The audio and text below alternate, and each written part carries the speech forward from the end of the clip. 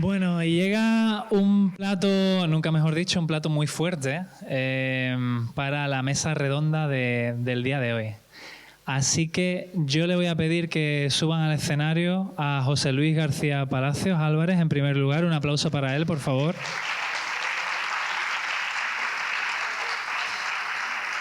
Presidente del Consejo Social, gracias a los cuales estamos hoy aquí. Le pido también que suba a Begoña García, directora del área de salud de la Universidad de Huelva. Recordamos que estas jornadas están enmarcadas en la Semana de la Salud, gracias a la cual habéis tenido la posibilidad de asistir a muchísimos cursos. Begoña, por favor, siéntate, toma asiento. Y un fuerte aplauso también para Santi Elías, el chef onubense más aclamado. Muchísimas gracias, Santi, por estar aquí. Tomad asiento, por favor. Sentíos y sentaos cómodos.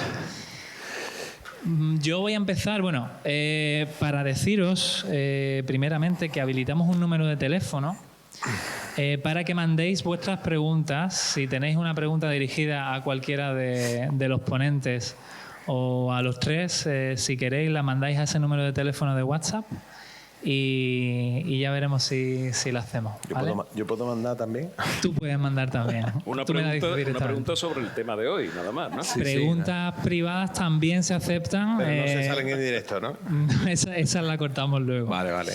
Bueno, yo quería empezar con José Luis, presidente del Consejo Social de la Universidad de Huelva. En una entrevista y en varias conversaciones contigo hemos hablado acerca de tu conexión con la tierra, que te viene desde muy pequeñito. De hecho, te escuché una vez decir que de pequeñito, corrígeme si me equivoco, tú no soñabas con ser un superhéroe, tú soñabas con trabajar en el campo.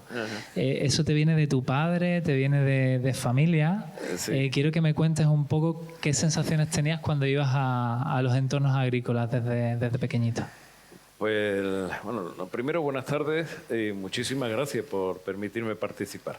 Y enhorabuena a los verdaderos organizadores, no la parte institucional. Esto lleva un trabajo ímprobo detrás y hay que felicitaros, ¿eh?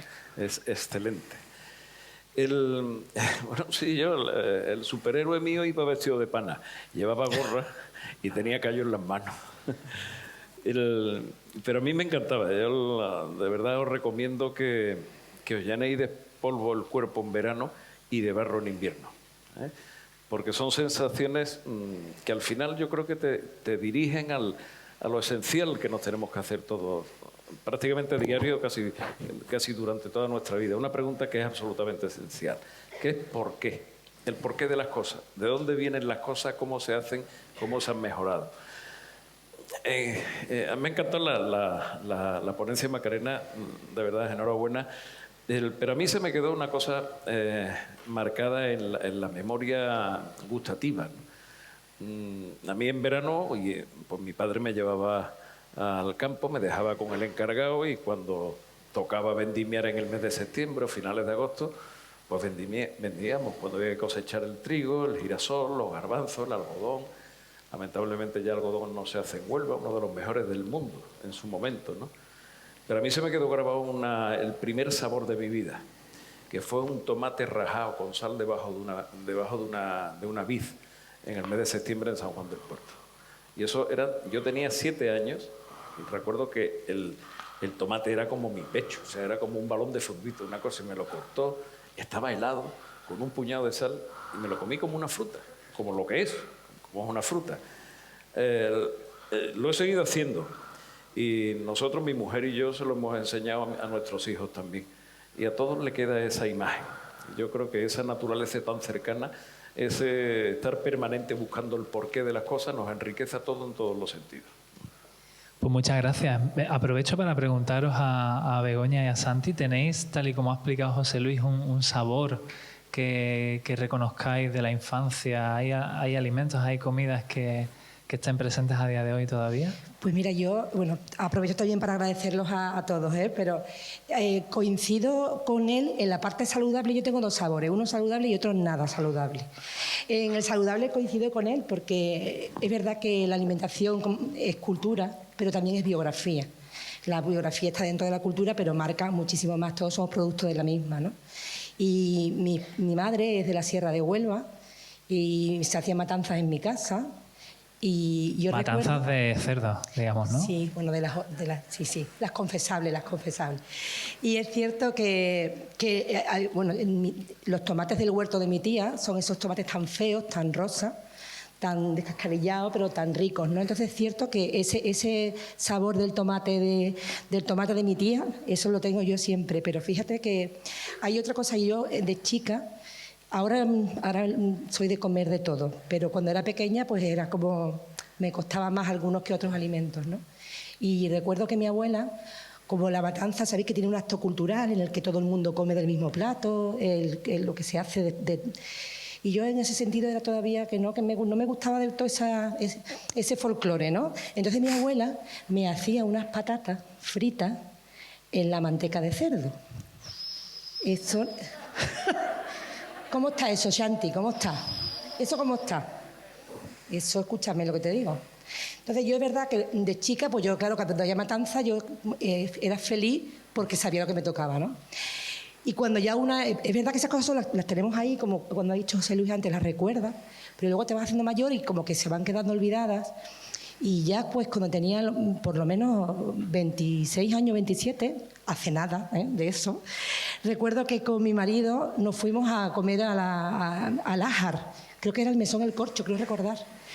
Y cuando estaba comiendo, me comí una patata y le dije, yo voy a llamar ahora mismo al chef, porque estas patatas son las de mi abuela. Y fue emocionante, me emocioné muchísimo. Disfruté muchísimo, volví a mi pasado, volví a mi infancia, volví a esa biografía que ya no puedo llegar de otra manera que no sea a través de los sentidos, ¿no? Y fue maravilloso y efectivamente estaba hecha con la manteca de cerdo, ¿no? Así que... Ahí está porque se parece el tocino y la velocidad, ¿no? Y cómo revivir tu infancia con unas patatas fritas en manteca de cerdo, ¿no? Yo mis recuerdos son unos pestiños, pero no el sabor del pestiño, sino la comunión de la familia alrededor del lebrillo donde se hicieron los pestiños.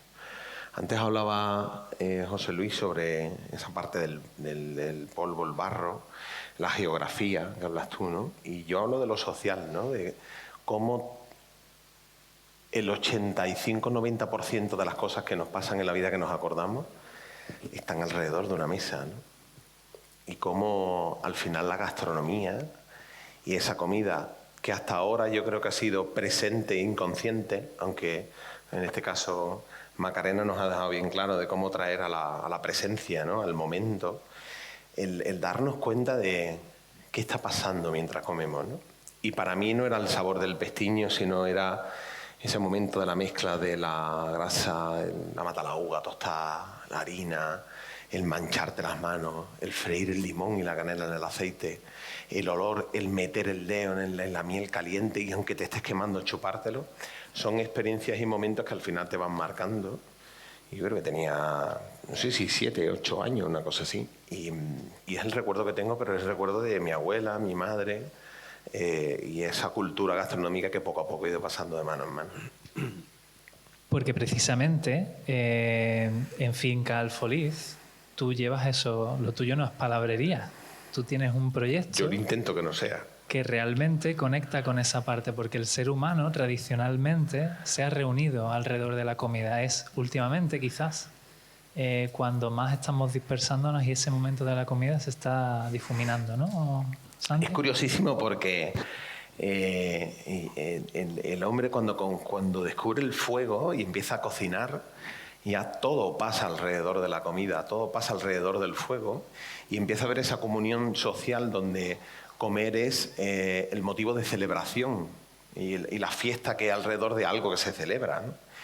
Y yo he vivido eso en mi casa, en un pequeño terreno en Aljaraque, donde en el 71 mi padre compra en el terreno por 8.000 pesetas de las de entonces y yo me he criado pues desde pequeño pues viendo cómo el campo pues cada vez tenía una macetita más por aquí, por allí y he vivido eso y lo que hemos querido de alguna manera es dar a conocer a toda aquella persona que quiera vivir esa experiencia desde la más absoluta honestidad y de la más absoluta la parte que yo le llamo la verdad verdadera, ¿no? Esto que decían los anuncios de móvil, de verdad verdadera, de Simio, hace mucho tiempo.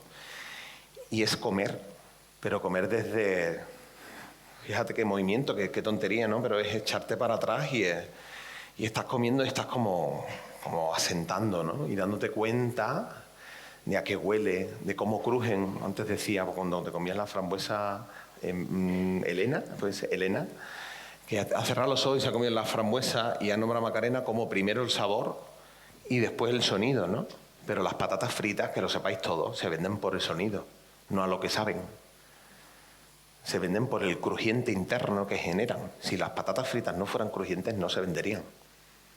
Entonces, hablamos hasta qué punto todo eso, si lo traemos al presente, forma parte de esa experiencia gastronómica y de todo el proceso. Los cocineros que somos hiperactivos y que nos encanta la gastronomía y que la disfrutamos tanto, al final lo que buscamos es hilar tan fino, de manera consciente, el cómo esa experiencia se puede construir para que una persona, pues a cambio de 40 euros, la pueda vivir.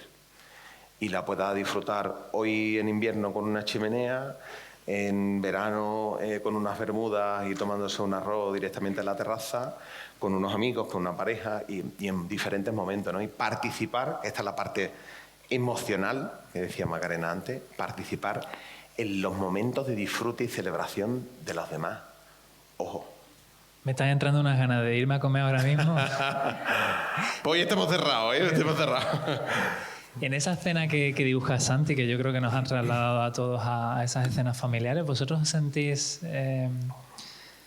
que antiguamente os viene alguna escena de vuestra familia viajando un poco al pasado, ¿no? Eso por un lado. Y por otro, ¿recordáis algún alimento? Antes hemos hablado de los alimentos con los que conectamos. ¿Reconocéis que en esa época había una relación también de rechazo con ciertos alimentos en vuestra infancia y juventud? Begoña.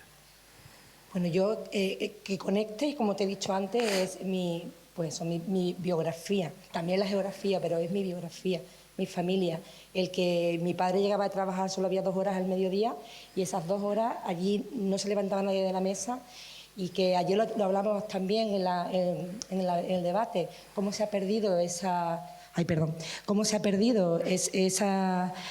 ratitos de familia alrededor de una mesa y cómo se ha perdido a través de las nuevas tecnologías, ¿no? Y cómo los padres permitimos que, porque venimos cansados del trabajo, finalmente no continuemos y no perpetuemos un hábito tan interesante como es el comer sentado en familia, hablando de nuestras cosas, de nuestra vida y conectando con ese legado que al final, hablábamos Santi y yo antes del legado, es cuando tú realmente, alrededor de la mesa, es cuando hablas y conectas con tu familia, alrededor de la mesa, y no tiene que haber nada que lo contamine, ni una televisión, ni por supuesto menos un móvil. Y por desgracia, pues es un hábito que hablábamos ayer mucho sobre eso, pues se sigue manteniendo, ¿no? Yo recuerdo que cuando era pequeña me has preguntado también por un alimento que no me gustase. Mi padre era más de la República Dominicana, ¿no? Digamos, en cuanto a en cuanto a paradigma de vida, y mi madre era más alemana, ¿no? Entonces, como era más alemana, teníamos los lunes pasta, los martes no sé cuánto, y los miércoles yo siempre los odié. Luego, de adolescente, me empezó a gustar un poquito más porque el cine era más barato. Pero es verdad que yo los miércoles los odiaba porque era el día de la verdura. Y era el día de la verdura que mi madre, a lo mejor hoy en día, pues haría otras cosas, pero ella no sabía cómo vendérmela. Y lo que hacía era triturarme la judía en un potaje. Era como una papilla verde con algunos pelillos de vez en cuando y eso era horroroso. Entonces yo le decía, mamá, si saco buenas notas, por favor, los miércoles no quiero comer esto. ¿Cómo que no? Esto es verdura, niña, esto es buenísimo, ¿no? Es una cosa, esa parte tan bonita de mi familia la recuerdo e intento pues continuar con mi hijo y en mi familia con lo mismo. Los miércoles no hay verdura triturada, pero sí mantener ese momento de Álvaro, ahora es la hora de comer, y los tres charlamos y hablamos, ¿no? ¿Cómo eran tus horas de comer, José Luis? Pues yo creo que coincido, ¿no? Y seguro que con la inmensa mayoría de los presentes, ¿no? La comida es un rito, ¿eh? Y es un rito de celebración es una manera de dar gracias, porque la comida, el poder comer es un hecho absolutamente vital. Entonces, bueno, hay que ser un poquito más natural y celebrarlo como una rutina ritual. En mi casa siempre, en la casa de mis padres, incluso con mis abuelos, siempre lo practicábamos así. Allí no se empezaba a comer hasta que no estábamos todos sentados en la mesa, ¿eh? Y en mi casa mis hijos han aprendido de esa misma manera. Porque creo que tenemos que darle importancia a cuestiones que son esenciales, sobre todo en la pervivencia, no ya de tradiciones, sino de valores fundamentales y esenciales de las personas, del ser humano. El carácter social que antes reivindicaba Santi alrededor de cualquier arte culinario o la gastronomía, evidentemente ya es un arte, pero es que hay que elevarlo a un arte social que hay que practicarlo de manera diaria. No hay cosa más triste que comer solo. Nos habrá ocurrido a todos los que estamos aquí en una noche de hotel que me suban un sándwich club. Y comer solo delante viendo el telediario es lo más triste del mundo. Claro, cuando las cosas las echas de menos cuando las faltas, cuando te faltan, ¿no? Por eso yo animo a que se ejercite esa convivencia alrededor de la mesa, alrededor de la comida, y que la comida sea el nexo de unión dentro de la familia, dentro de los amigos, y que sea la causa fundamental, porque en definitiva no deja de ser algo absolutamente vital, que al menos una vez al día deberíamos hacerlo todas las personas que pueblan este planeta, ¿no? Cosa que no ocurre, lamentablemente. ¿Quieres agregar algo, Santi? ¿Estabas pensando en algo? Te veo cara pensativa. Sí, porque lo que está haciendo José Luis, hablas del equipo, ¿no? O sea, hablas de Finca Alfolí, y yo hoy hemos trabajado en el restaurante, pero no hemos abierto a los clientes. Y realmente el gran trabajo ha sido comer durante 3 horas todos juntos, 16 personas que estábamos hoy, y poder hablar sobre estos 2 meses de auténtico frenesí gastronómico que hemos vivido, de toda la locura, ¿no? Todos los que han llegado al principio para reservar no sé cuánto, y somos más cercanos de lo que parece, ¿no? Y alrededor de la comida también ha surgido eso, ¿no? Cómo sacar las emociones cada uno, cómo se han sentido, cómo se siente Paloma, que es la que friega los platos, cómo se sienta Monsef, chico marroquí que vino con 4 años a Huelva y ahora mismo es pues cerca del segundo metre que puedo tener, ¿no? Y que se sigue poniendo delante de los clientes muy nervioso y tartamudea, pero es su sino, ¿no? Y él ha podido explicar y sacarlo fuera, pues mientras comíamos la comida del personal, ¿no? Que nos comíamos una lechuga del huerto, unas costillas asadas y demás, y al final es eso, ¿no? Esa parte social y familiar que se genera alrededor de la mesa. Ahora que hablas del equipo y de vuestra cocina, tú siempre dices que una cocina que no tiene emoción no vale de nada. Si no emociona... Si no emociona, no vale de nada. ¿Qué tiene que tener una cocina para emocionar? Pregunta del millón. Y yo pienso principalmente que quien cocine esté vivo. Sí, hay una regla básica... Hay una regla basiquísima entre todos los cocineros, que tú no puedes cocinar, no puedes camuflar tu estado anímico cuando cocinas. Si tú estás cabreado, estás mal, te sientes mal, tienes algo que te preocupa, cuando cocinas se va a notar seguro. O sea, ya sigas la receta al pie de la letra, minuto a minuto, gramo a gramo, se va a notar seguro. Es decir, es permeable, la cocina es permeable a nivel emocional. Entonces, para mí...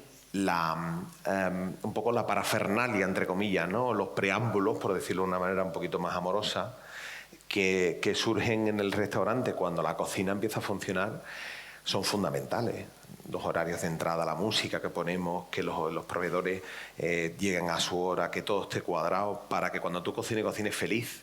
Porque si yo no cocino feliz, no soy capaz de hacerte feliz a ti, ¿no? Entonces, para que emocione, lo primero es que tú te tienes que sentir vivo, tienes que emocionar y tienes que querer transmitir algo a través de la cocina. Porque ahora hablamos de Finca Alfolí, pero muchas personas me conocen a mí de una etapa pasada del restaurante, que si la estrella Michelin, que si los 2 soles Repsol, de un menú de X platos. Yo te quería preguntar una cosa, y esto es muy personal. ¿Pero esto viene en el WhatsApp o es tuyo? No, esto es mío. Vale. Y perdón que te interrumpa, pero... y a lo mejor me estoy aventurando tira, demasiado. dispara. Yo ya sé por dónde va. ¿No te cansa que siempre te digan que eres el chef de Estrella Michelin? Sí, y mucho. Yo me llamo Santi y muchos de los que estáis aquí me conocéis por Santi, no el de la estrella. Y yo he sido Santi 41 años que tengo, pero es parte del guión. Y esto es parte de lo que habéis hablado antes, de trabajar la aceptación. Y lo habéis hablado vosotros bien. Y yo lo acepto, y lo acepto así, porque también ha sido el resultado de un trabajazo brutal de muchísimas personas, y que el resultado no ha sido que yo sea el de la estrella, sino que Huelva esté en el mapa. Entonces, olé, si yo tengo que sufrir eso, olé. Bienvenido sea, ¿no? Claro, pero que cansa a nivel personal, pero es así, ¿no? Pero olé, ¿no? Ya no sé lo que te estaba contando.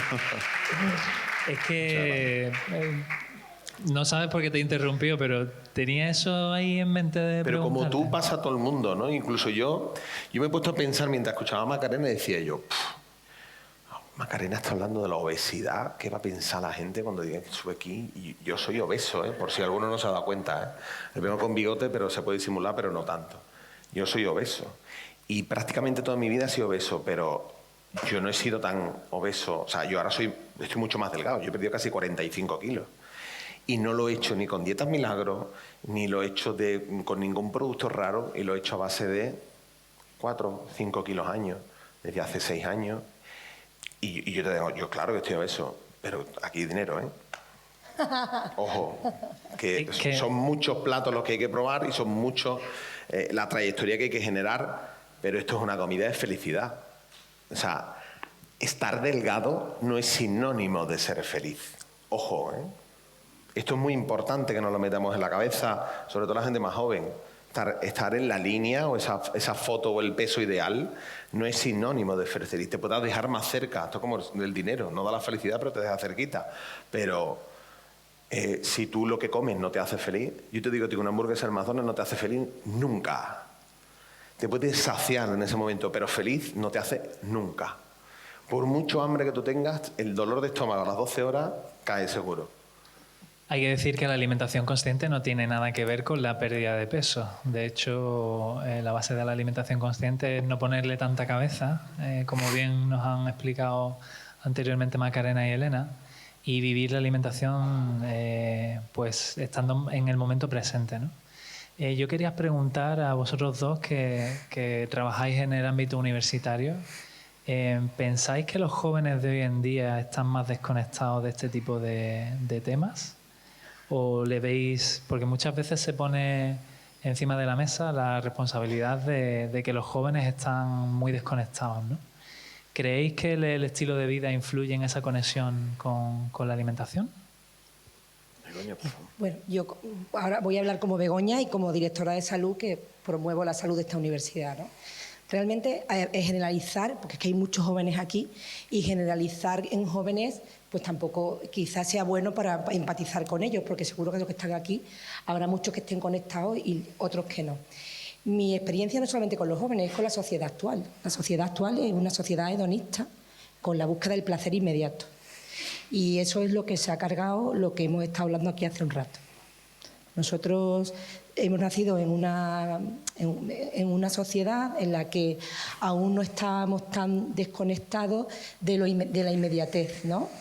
Y eso nos ha hecho que, pues si ahora es el tiempo de los espárragos se coman espárragos, que si ahora es el tiempo de los frutos rojos se comen los frutos rojos, luego llegó la tecnología, en los invernaderos se come de todo, y luego llegó la comida ultraprocesada, etcétera, etcétera. Entonces, no es bueno plasmar esta responsabilidad en los jóvenes. Yo creo que es importante que es un poco responsabilidad de todos el vivir en la sociedad en la que vivimos. Entonces, en este tipo de jornadas, o lo que también yo como directora de salud intento hacer, intento es una palabra muy fea, hago.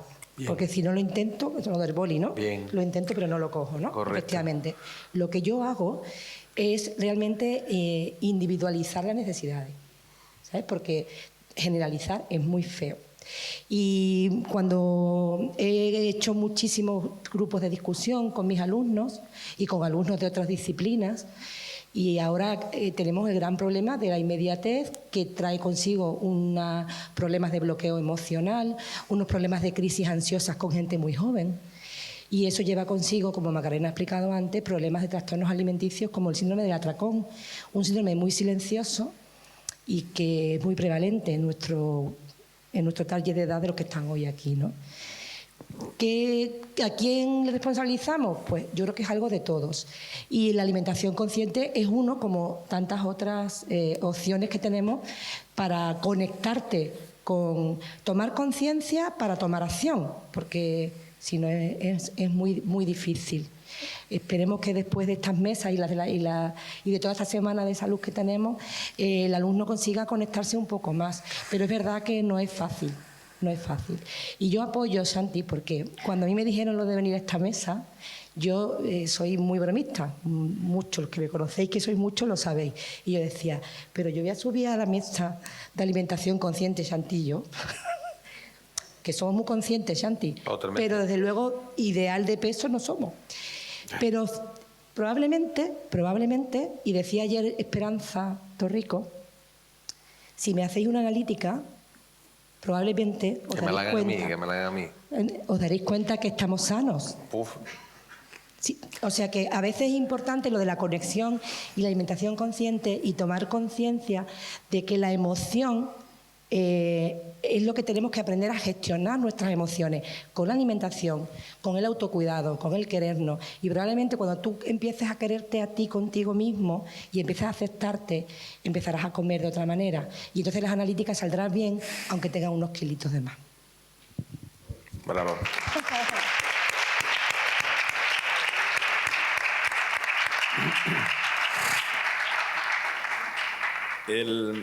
Yo creo que lamentablemente con una herramienta como tenemos actualmente, que no hay que irse a las bibliotecas públicas ni nada, sino en el smartphone podemos acceder a cualquier tipo de información, ¿no? Cuando a mí se me comentó lo de la mesa redonda, la jornada de alimentación consciente, me encantó, porque es muy importante conocer lo que se come, ¿eh? Pero más importante aún es tener conocimiento de lo que se está comiendo. Creo que somos unos absolutos privilegiados, ¿eh?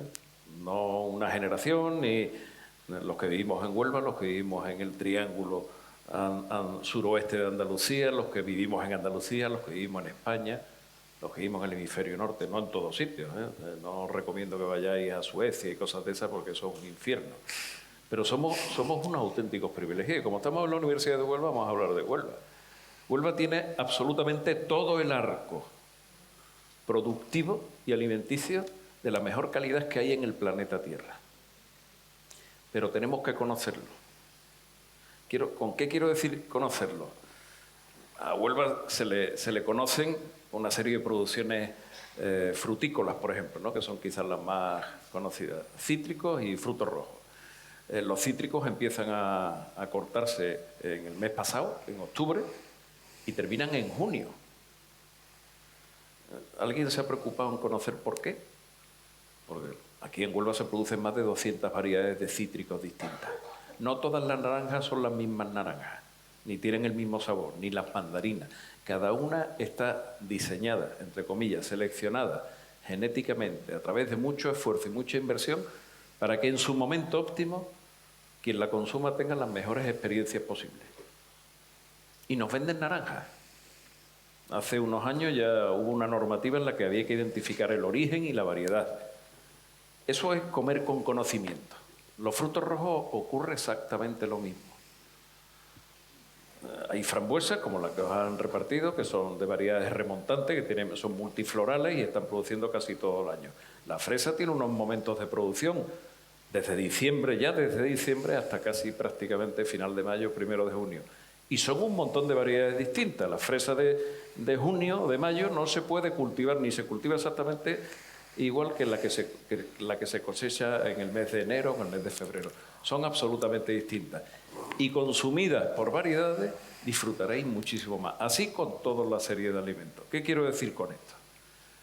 Que tengamos permanentemente claro, y ahora que tan en boga está eso del cambio climático, lo entrecomillo, que el conocimiento a la hora de la alimentación se tiene que basar precisamente en saber qué es lo mejor que puedes comer en qué momento del año.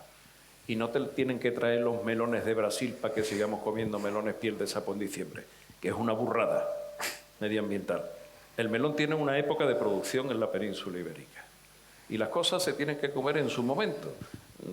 Santi siempre se ha distinguido por eso, por promocionar y poner en valor las cosas producidas en su momento, porque nos estamos haciendo un favor a nosotros, considerablemente menos costoso en todos los aspectos, económico, medioambiental, social, etcétera, etcétera. Y además hacemos una cosa que es importantísima y me gustaría que todos nos lo aplicara, sobre todo los más jóvenes que estáis ahí. La generación de valor y riqueza la tenéis que hacer en el radio más cercano posible. No pretendáis salvar el mundo en Chile. Empezad a salvarlo en Aljaraque, o en Cartaya, o en Ayamonte, o en Rosal de la Frontera. La generación de valor, el valor añadido se tiene que quedar en la tierra de donde se hace y se nace. De esa manera, aplicando ese conocimiento, tener la seguridad de que vaya a disfrutar y a vivir muchísimo mejor. Yo creo que se merece también José Luis un aplauso por esa clase magistral que acabas de dar. Precisamente lo cojo eso y lo conecto con la siguiente pregunta que os quiero realizar, ¿no? Hay un proyecto que no sé si te suena, Santi, que se llama Los niños se comen el futuro, de la Fundación Prenauta, y abogan precisamente por la educación gastronómica desde pequeñito, desde la cultura gastronómica. ¿Cómo de importante es comenzar desde la infancia a enseñar a los niños a comer de manera consciente y qué es lo que hay detrás de los alimentos? Hablad como queráis, ¿eh? Yo estoy aquí de adorno. Prenauta. ¿Tú qué crees? ¿Tú qué crees? Te pregunto yo a ti, Begoña. ¿Quieres que yo hable primero? Sí, porque tú quieres hablar primero porque luego tú ya me vas a pastillar lo que diga yo. No, porque tú has hablado, es la primera persona de los tres que hemos hablado de su recuerdo. Vale, bueno, yo tengo una... No sabía que me ibas a hacer esta pregunta, pero sé la respuesta. A ver, yo creo que es importantísimo que haya una reforma educativa en todos los niveles de educación que tenemos en nuestro sistema, ¿no? Los niños tienen que tener educación de educación nutricional y de alimentación incorporada en como se llama, en la infantil, en las asambleas, donde sea, pero con una transversalidad que no sea única en alimentación. Yo creo que es importante que se hable de alimentación, pero que se hable también de gestión emocional. Y que se hable de gestión emocional normalizando muchas de las situaciones que ocurren en esta vida. Y vuelvo a reiterar el tema del hedonismo y de la crisis de valores en la que vivimos, en la que tenemos que normalizar lo que ocurre. Mira, yo soy investigadora, aparte de directora de salud, y yo dirijo un grupo de investigación sobre afrontamiento a la muerte. A costa colación me voy a decir, esta mujer que va a hablar ahora, pero que verás cómo vais a entender a dónde quiero llegar. Cuando yo entrevisto a la gente que está al final de la vida, ahí es cuando yo he conectado con la vida, cuando he acompañado a la gente que se muere. Y cuando le pregunto a la gente que se está muriendo cuál es el problema, muchos de ellos son pacientes oncológicos y me dicen, mira Begoña, el cáncer del cáncer es la ausencia de comunicación. Vivimos en la era de la comunicación y es cuando menos nos comunicamos. Y eso es lo que tenemos que enseñar a los niños. La alimentación, por supuesto, es importante que los niños sepan cómo combinar, todo lo que ha explicado a Macarena anteriormente, pero la gestión emocional es importantísima. Tenemos que enseñar a los niños a que se permitan frustrarse, porque cuando luego de mayor se frustran, lo pagan y comen atracones. Entonces, de nada serviría hacer una intervención educativa a nivel nutricional si realmente no enseñamos el por qué que decía José Luis y algo que quiero añadir más, el para qué. Y yo creo que en ese sentido no lo estamos haciendo bien. Fijaros que yo me propuse, como mi hijo ya es mayor, pero cuando era pequeñito me llamaban en el cole para que tú a ver si puedes le cuentas a los niños cómo lo hacen los niños, te viste con la bata verde, la mascarilla y le enseñas el parto, que eso le gusta mucho a los niños. Y yo, que me gusta un folclore más que un tonto un lápiz, pues ahí va yo vestida y mi niño, ¿esta mi madre? Yo estoy feliz, pues ya pues venga, lo hago el parto, el niño para adelante, para atrás. Bien. Pues digo, ahora voy a intentar normalizar lo que yo quiero, y es que me permitan que a través de cuentos les hable a los niños de la muerte como algo normal, porque es importantísimo para que después un niño no se frustre cuando se muere una mascota, cuando se muere el abuelito, o cuando se separan mis padres, que es otra pérdida, que al menos estén preparados. Pues no sé si imagináis lo que pasó, ¿no? Pues eso, pasó que me quedé haciendo partos continuos, pero nunca pude hablar de muerte.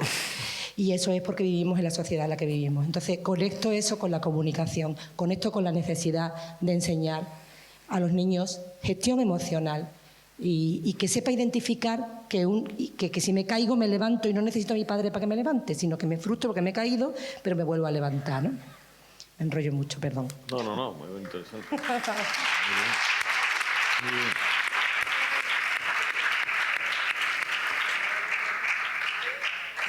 Y ahora, ¿cómo digo yo esto?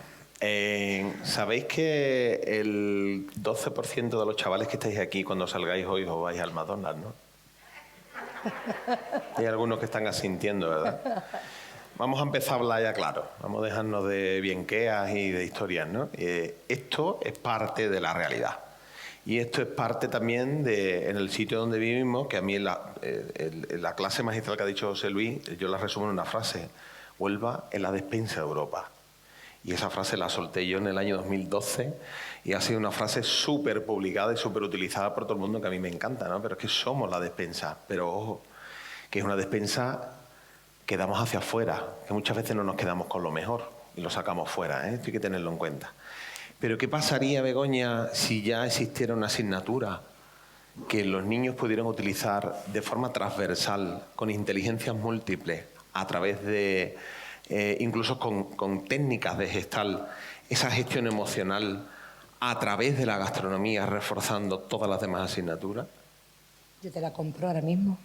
Pues este año vamos a dar 80.000 alumnos en toda España. Pero a pesar de que esto es una buena noticia, de que una fundación creada en Huelva por onubenses, para inicialmente onubenses, lo que decía antes José Luis, empezar en Rosada de la Frontera, es decir, desde lo pequeño vamos a lo global. Donde yo he querido siempre que la fundación empezara en Huelva, que Huelva fuera el epicentro donde esa ola empezara a moverse y que empezáramos 3.000 niños en Huelva, 8.000 niños en Andalucía, 12.000 niños en Andalucía el año de la pandemia. ¿Por qué la comunidad autónoma más interesada en esta asignatura es el País Vasco y Madrid? ¿De quién depende esto? Es decir, esto es lo que decimos nosotros. Es una asignatura que cuesta 18 euros año. Es decir, la formación gastronómica de nuestros hijos de toda la primaria cuesta lo mismo que 2 clases de inglés o de piano, con todo el respeto al inglés y al piano, que son súper necesarios. 50 euros al mes, 100 euros. Nos queda mucho trabajo por hacer, pero ya llevamos mucho trabajo hecho. Esta es la parte positiva, es decir, ya estamos andando. Se me ponen los pelos como escarpia, ya estamos andando. Y desde Huelva, desde un sitio pequeñito, ya estamos empezando. Ya Macarena y yo ya tenemos feeling y ya vamos a empezar a hacer cosas. A mí hoy me siento tremendamente orgulloso que estemos hablando de alimentación consciente en la Universidad de Huelva, cuando yo he terminado el máster de alimentación consciente hace un mes. El primer máster de alimentación consciente que se hace a toda Europa. Y que ya estemos hablando de esto, eso es señal que se mueve. Pero que no nos olvidemos que el 12% de los chavales que estáis aquí vais al McDonald's. Y lo peor de todo, que esta es la parte de responsabilidad adulta, que tú decías, Begoña, que no sois responsables vosotros, todavía, es que McDonald's lo sabe. Y McDonald's sabe que a las 12:15 va a haber una persona que va a pedir un Big Mac sin cebolla. Y lo sabe. Os lo digo porque me sé de pe a pa cómo trabaja McDonald's. Y os puedo asegurar que lo sabe. El marketing, el neuromarketing, la publicidad trabaja justo en dirección contraria a la palabra que veis ahí detrás. Conciencia. Si vosotros sois conscientes de qué es lo que lleva... Ahora McDonald's tiene y esto yo creo que José Luis puede decirnos mucho sobre esto, ¿no? Una campaña brutal donde dice que el 80% de los productos tienen impacto local. Lo que no te dicen si positivo o negativo, ¿no? Mira, sería buena lectura. Pero la publicidad es... Porque levantad la mano rápido, qué pena que no haya focos para atrás, ¿no? Todos los que piensen que el logo de McDonald's es rojo y verde. Amarillo y rojo, ¿lo veis desde aquí? Sí. ¿Y verde y amarillo? Ay, qué verdad. No ha entrado usted nunca a un McDonald's, pero seguro que ha visto algún anuncio. Bueno, fijaros que la mayoría de vosotros habéis levantado la mano con rojo y amarillo. Rojo de la carne, amarillo de las patatas. Las patatas son las dos, la M de McDonald's. McDonald's desde el año 93 es verde y amarillo. Sin embargo, todos lo tenemos aquí, como rojo y amarillo. Esto es neuromarketing. Esto es el Ronald McDonald, que ya no es Ronald McDonald, es el Ronald Jim. Tú te estás comiendo una hamburguesa con 8 años que tiene 900 calorías, pero claro, tú estás en un gimnasio. Vete a tomar por culo. O sea, literal, dejémonos de que nos manipulen. Vamos a ser conscientes de verdad de lo que comemos. Que ya os echaréis el ketchup y toda la historia esta tarde, ¿eh? Pero que por lo menos cuando lo comáis, yo no digo que no vayáis, ¿eh? Pero cuando vayáis, que seáis conscientes. Este sería el primer paso. Que de verdad, cuando te estés comiendo la hamburguesa o los nuggets, digas tú, ¿qué me estoy comiendo? Y yo sumo al por qué y el para qué, que es el gran trabajo, es desde dónde. ¿Desde dónde comemos? Como desde la ansiedad, como desde el aburrimiento, como desde la pena, como desde la amistad, pero realmente estoy comiendo mal y lo que estoy es rellenando el agujero de echar de menos a alguien. Ese desde dónde es una clave que nos va a dar un gran escalón, ¿no? Y para eso existe la asignatura de cultura gastronómica. Está bien, un aplauso.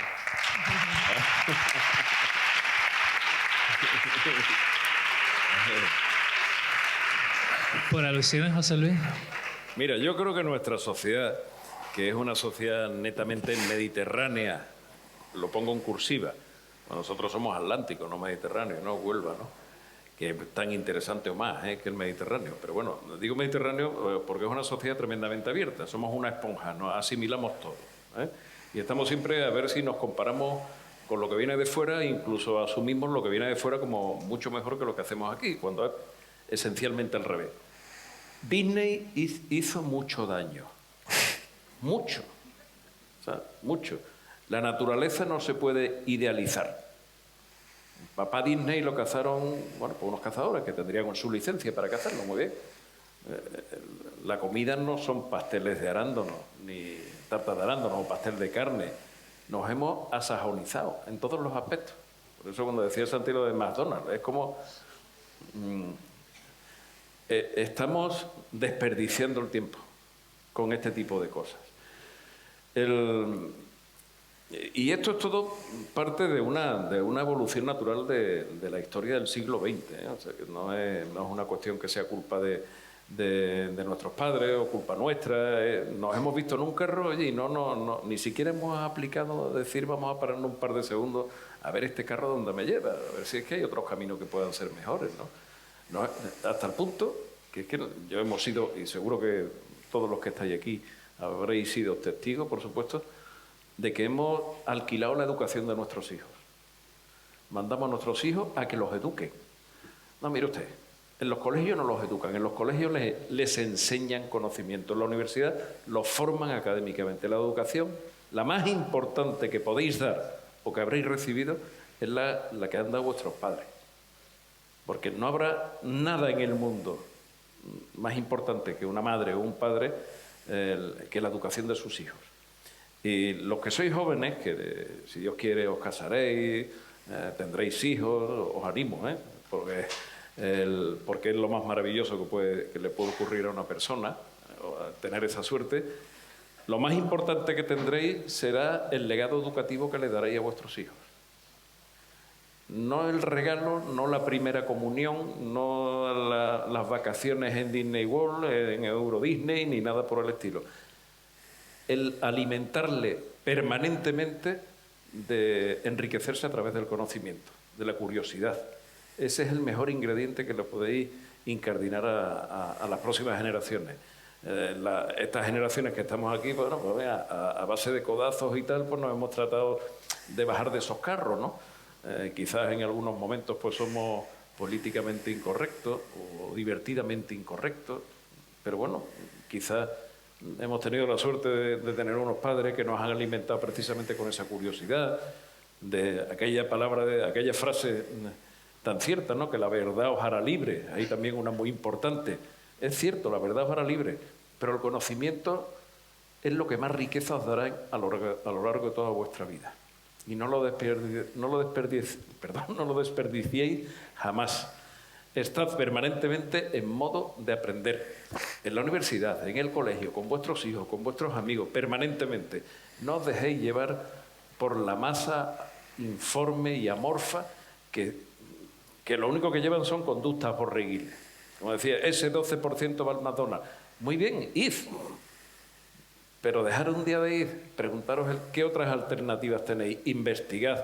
Aunque haya dicho Macarena que el vino poquito, una copa de vino, la cultura que hay detrás de una copa de vino, y los mejores caldos del mundo, en Francia los hay muy buenos, pero en Andalucía están los mejores caldos del mundo. Amén. Esa cultura no la vais a encontrar en ningún sitio del mundo, ni nada más enriquecedor.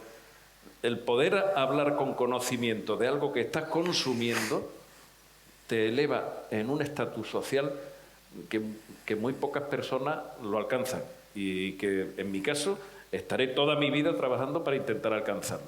Y después, una cosa que ha dicho Santi, que se refería también a unas palabras que yo había dicho anteriormente, y que hay ahí un vocablo, porque la famosa globalización que empezó allá al final, a mediados de la década de los 90, desde Estados Unidos, la globalización, la China, todo te lo pueden traer inmediatamente ahora a través, incluso con drones te van a traer las cosas, ¿no?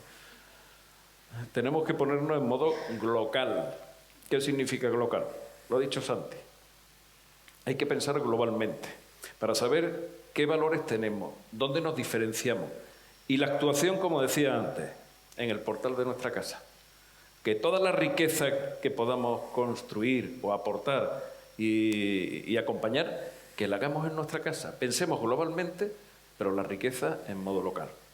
Seguro que con esas premisas de aquí van a salir unos jóvenes absolutamente extraordinarios, como todos los que pasan por la Universidad de Huelva. Aunque vaya al McDonald's. Aunque vayan al McDonald's.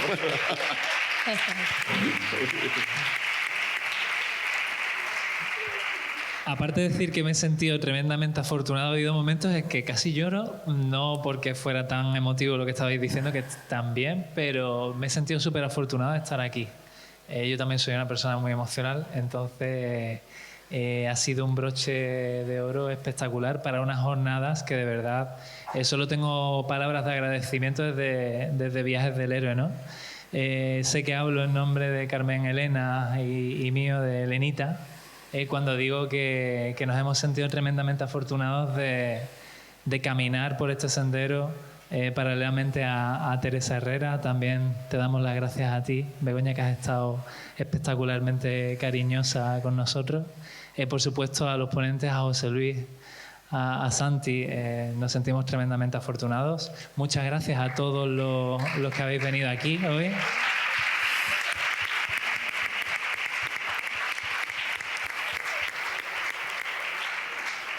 Porque hemos hablado de autocuidado, hemos hablado de aceptación del cuerpo, hemos hablado de movimiento y hemos cerrado con la guinda del pastel, nunca mejor dicho, de la alimentación consciente.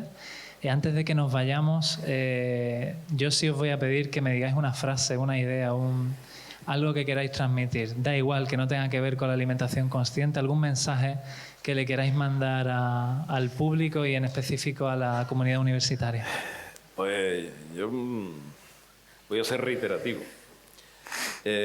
A principios de verano, el Colegio Oficial de Farmacéuticos de Huelva diseñó la dieta de Huelva. Supera con creces la dieta mediterránea, precisamente por lo que decía antes de todo el arco productivo de mar, de tierra, en fin, de todo, que existe en la provincia de Huelva y alrededores. O sea, ¿no? Pero la provincia de Huelva es especialmente rica y variada en ese sentido. Seáis de Huelva o no seáis de Huelva, aprovechad la suerte que tenéis de estar en Huelva. Y eso potenciarlo y difundirlo. porque el quedarse con ese conocimiento, lo más interesante del conocimiento es precisamente compartirlo. Y quedarse con el conocimiento de que estáis en un lugar absolutamente único es una muestra de egoísmo. Así que ser lo más generoso posible e invitar a la gente que vengan a Huelva.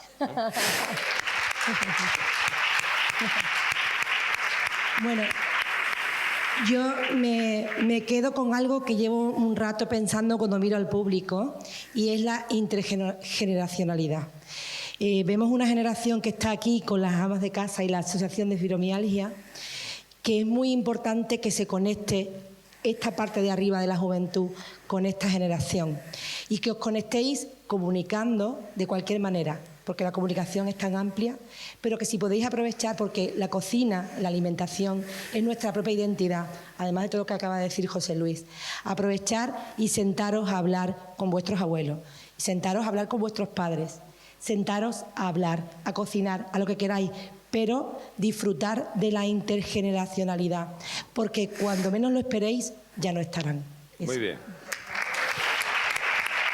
Muy bien. Muy bien. No es por meterte presión, pero te toca cerrar el tema. Pues yo lo voy a hacer muy fácil, a modo eslogan, como el McDonald's. Abro comillas. No hay nada, absolutamente nada más sano que educar. Nada más. Muy bien.